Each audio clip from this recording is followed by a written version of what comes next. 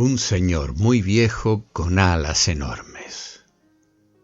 Gabriel García Márquez.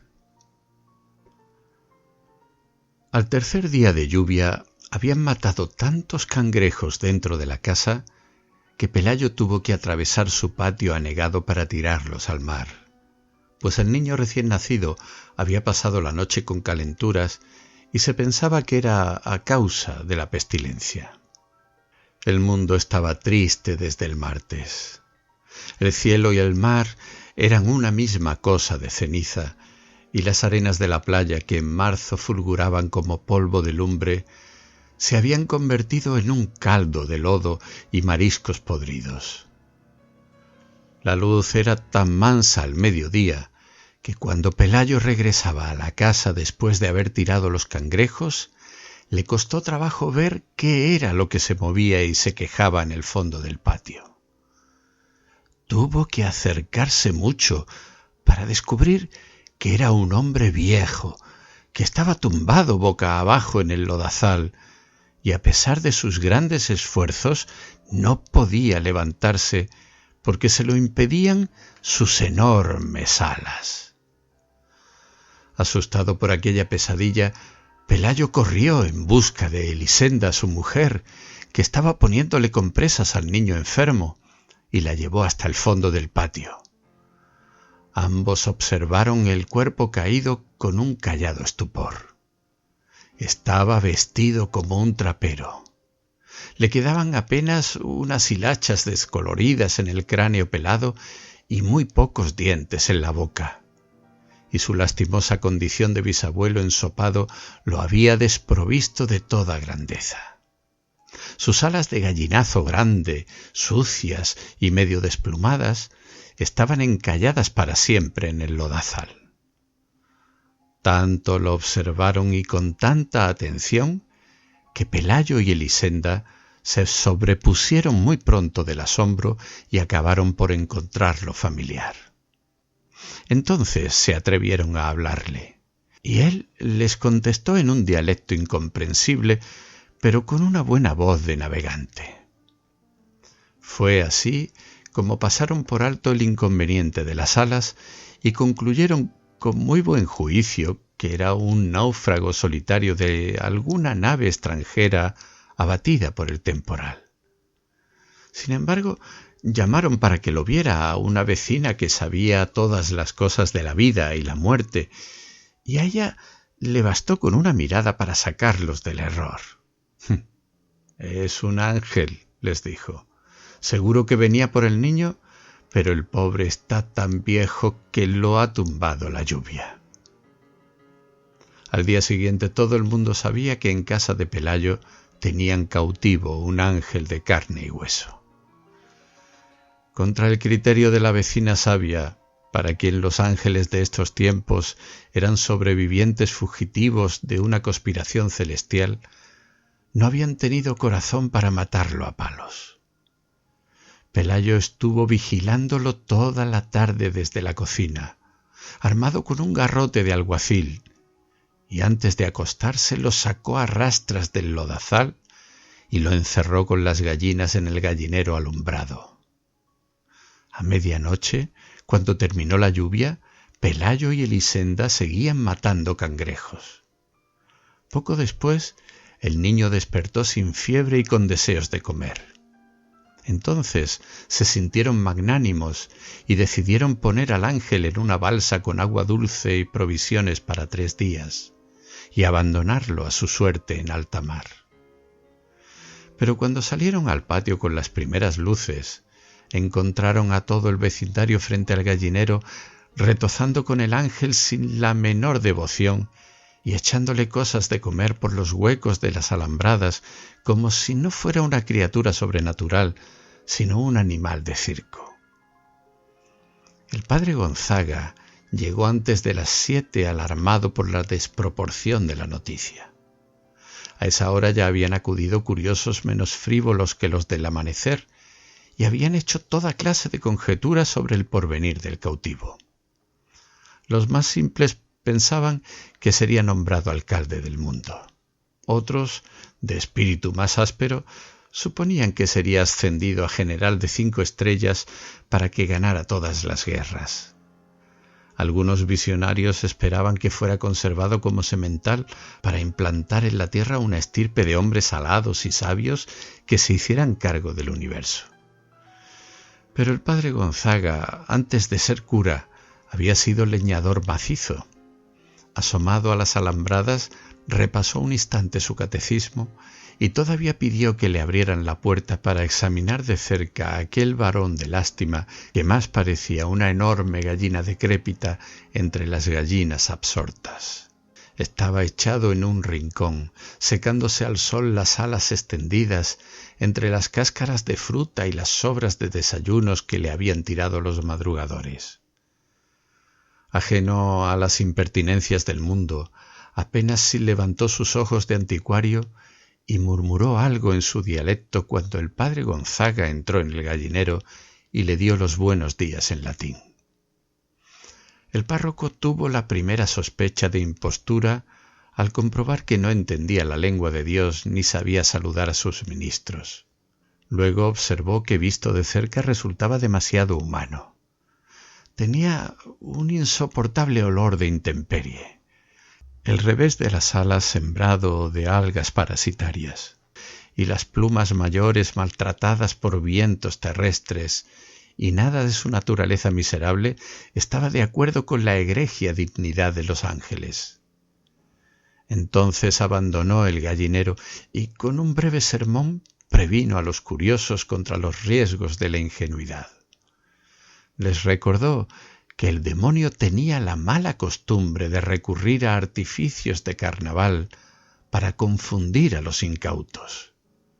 Argumentó que si las alas no eran el elemento esencial para determinar las diferencias entre un gavilán y un aeroplano, mucho menos podían serlo para reconocer a los ángeles. Sin embargo, prometió escribir una carta a su obispo para que éste escribiera otra al sumo pontífice, de modo que el veredicto final viniera de los tribunales más altos. Su prudencia cayó en corazones estériles. La noticia del ángel cautivo se divulgó con tanta rapidez que al cabo de pocas horas había en el patio un alboroto de mercado y tuvieron que llevar la tropa con bayonetas para espantar el tumulto que ya estaba a punto de tumbar la casa. Elisenda, con el espinazo torcido de tanto barrer basura de feria, tuvo entonces la buena idea de tapiar el patio y cobrar 5 centavos por la entrada para ver al ángel.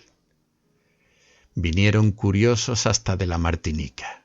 Vino una feria ambulante con un acróbata volador que pasó zumbando varias veces por encima de la muchedumbre, pero nadie le hizo caso, porque sus alas no eran de ángel, sino de murciélago sideral. Vinieron en busca de salud los enfermos más desdichados del Caribe. Una pobre mujer que desde niña estaba contando los latidos de su corazón y ya no le alcanzaban los números. Un jamaicano que no podía dormir porque lo atormentaba el ruido de las estrellas. Un sonámbulo que se levantaba de noche a deshacer dormido las cosas que había hecho despierto. Y muchos otros de menor gravedad. En medio de aquel desorden de naufragio que hacía temblar la tierra, Pelayo y Elisenda estaban felices de cansancio porque en menos de una semana atiborraron de plata los dormitorios y todavía la fila de peregrinos que esperaban su turno para entrar llegaba hasta el otro lado del horizonte. El ángel era el único que no participaba de su propio acontecimiento. El tiempo se le iba buscando acomodo en su nido prestado, aturdido por el calor de infierno de las lámparas de aceite y las velas de sacrificio que le arrimaban a las alambradas. Al principio trataron de que comiera cristales de alcanfor, que de acuerdo con la sabiduría de la vecina sabia era el alimento específico de los ángeles. Pero él los despreciaba como despreció sin probarlos los almuerzos papales que le llevaban los penitentes, y nunca se supo si fue por ángel o por viejo que terminó comiendo nada más que papillas de berenjena. Su única virtud sobrenatural parecía ser la paciencia, sobre todo en los primeros tiempos, cuando le picoteaban las gallinas en busca de los parásitos estelares que proliferaban en sus alas, y los baldados le arrancaban plumas para tocarse con ellas sus defectos, y hasta los más piadosos le tiraban piedras tratando de que se levantara para verlo de cuerpo entero. La única vez que consiguieron alterarlo fue cuando le abrasaron el costado con un hierro de marcar novillos, porque llevaba tantas horas de estar inmóvil que lo creyeron muerto. Despertó sobresaltado, despotricando en lengua hermética y con los ojos en lágrimas, y dio un par de aletazos que provocaron un remolino de estiércol de gallinero y polvo lunar, y un ventarrón de pánico que no parecía de este mundo. Aunque muchos creyeron que su reacción no había sido de rabia sino de dolor, desde entonces se cuidaron de no molestarlo, porque la mayoría entendió que su pasividad no era la de un héroe en uso de buen retiro, sino la de un cataclismo en reposo. El padre Gonzaga se enfrentó a la frivolidad de la muchedumbre con fórmulas de inspiración doméstica, mientras le llegaba un juicio terminante sobre la naturaleza del cautivo. Pero el correo de Roma había perdido la noción de la urgencia. El tiempo se les iba en averiguar si el convicto tenía ombligo, si su dialecto tenía algo que ver con el arameo, si podía caber muchas veces en la punta de un alfiler, o si no sería simplemente un noruego con alas. Aquellas cartas de parsimonia habrían ido y venido hasta el fin de los siglos, si un acontecimiento providencial no hubiera puesto término a las tribulaciones del párroco. Sucedió que por esos días, entre muchas otras atracciones de las ferias errantes del Caribe, llevaron al pueblo el espectáculo triste de la mujer que se había convertido en araña por desobedecer a sus padres. La entrada para verla no solo costaba menos que la entrada para ver al ángel, sino que permitían hacerle toda clase de preguntas sobre su absurda condición y examinarla al derecho y al revés, de modo que nadie pusiera en duda la verdad del horror. Era una tarántula espantosa, del tamaño de un carnero y con la cabeza de una doncella triste. Pero lo más desgarrador no era su figura de disparate, sino la sincera aflicción con que contaba los pormenores de su desgracia.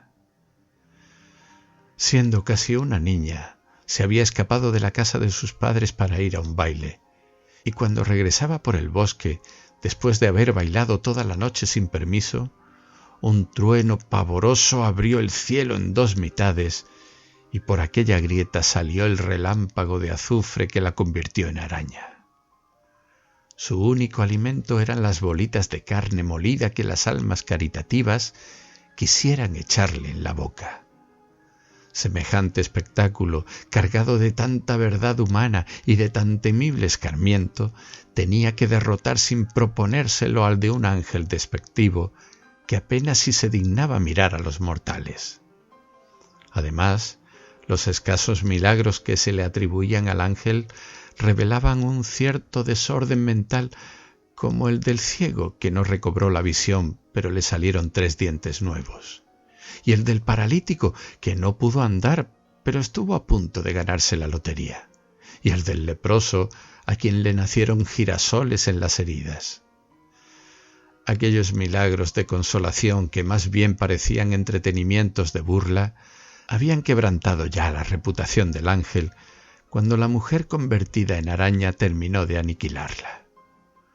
Fue así como el padre Gonzaga se curó para siempre del insomnio y el patio de Pelayo volvió a quedar tan solitario como en los tiempos en que llovió 3 días y los cangrejos caminaban por los dormitorios. Los dueños de la casa no tuvieron nada que lamentar. Con el dinero recaudado construyeron una mansión de 2 plantas, con balcones y jardines y con sardineles muy altos para que no se metieran los cangrejos del invierno y con barras de hierro en las ventanas para que no se metieran los ángeles. Pelayo estableció además un criadero de conejos muy cerca del pueblo y renunció para siempre a su mal empleo de alguacil.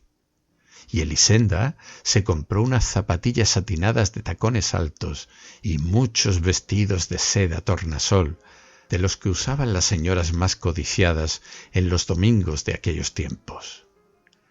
El gallinero fue lo único que no mereció atención.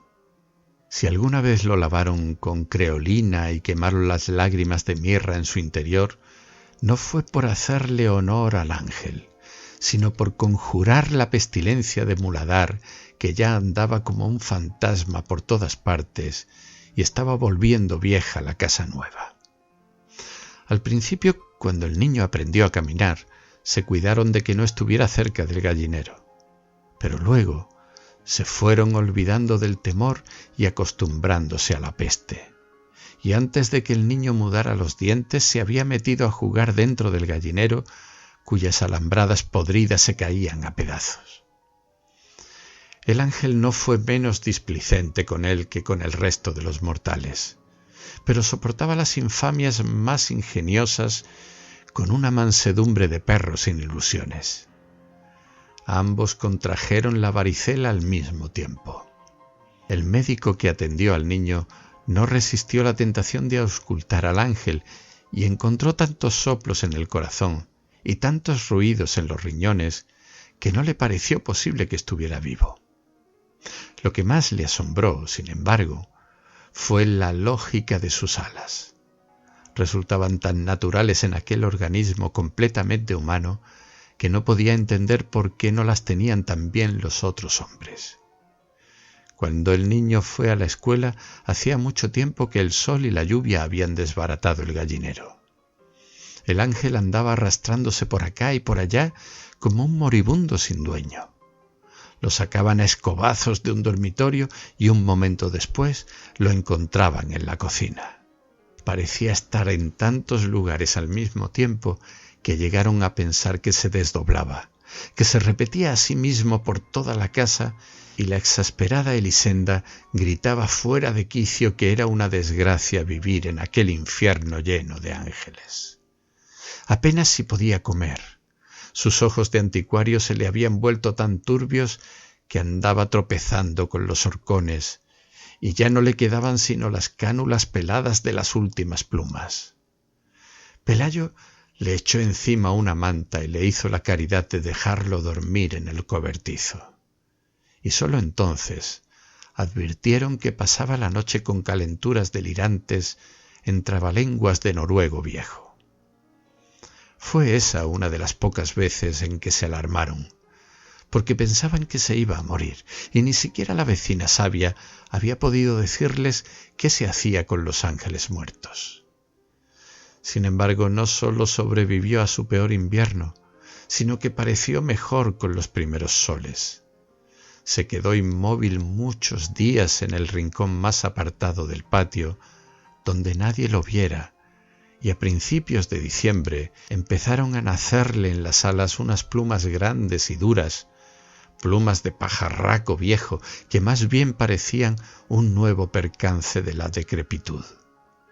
Pero él debía conocer la razón de estos cambios, porque se cuidaba muy bien de que nadie los notara y de que nadie oyera las canciones de navegantes que a veces cantaba bajo las estrellas. Una mañana, Elisenda estaba cortando rebanadas de cebolla para el almuerzo cuando un viento que parecía de alta mar se metió en la cocina.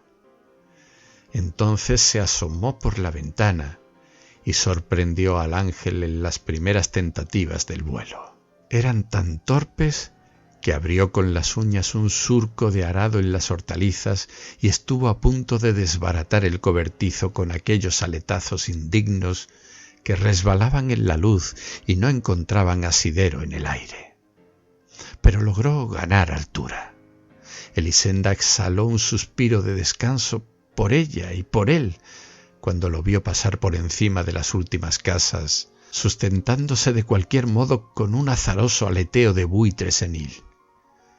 Siguió viéndolo hasta cuando acabó de cortar la cebolla, y siguió viéndolo hasta cuando ya no era posible que lo pudiera ver, porque entonces ya no era un estorbo en su vida, sino un punto imaginario en el horizonte del mar.